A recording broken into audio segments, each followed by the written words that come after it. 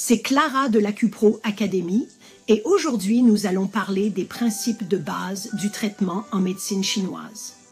En utilisant l'acupuncture, la thérapie par ventouse, le massage, l'acupression, le régime alimentaire et la phytothérapie, l'objectif du praticien est d'utiliser différents principes de traitement pour rétablir l'équilibre de chaque patient.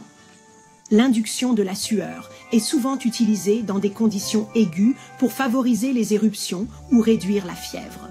Le dégagement de chaleur peut être pratiqué dans le cas d'affections aiguës ou chroniques pour calmer ceux qui sont très en colère ou pour les maux de tête qui sont mieux soulagés par des compresses de glace.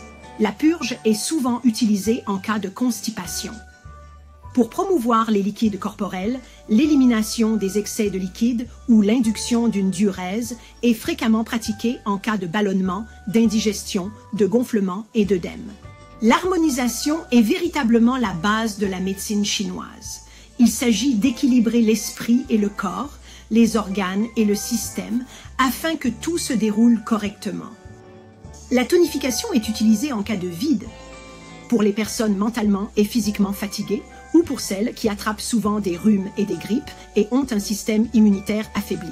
Le réchauffement est utilisé pour les personnes qui ont une mauvaise circulation ou qui sont très déficientes avec des symptômes de sensation de froid permanente, de baisse de la libido ou de mains et de pieds froids. Enfin, l'alimentation qui comprend souvent le régime alimentaire ou la phytothérapie, en cas de personnes qui ont perdu du sang, sont anémiques ou ont un corps très mince et sont épuisées.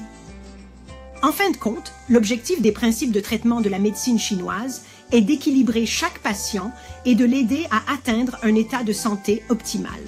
C'est pourquoi la médecine chinoise est géniale.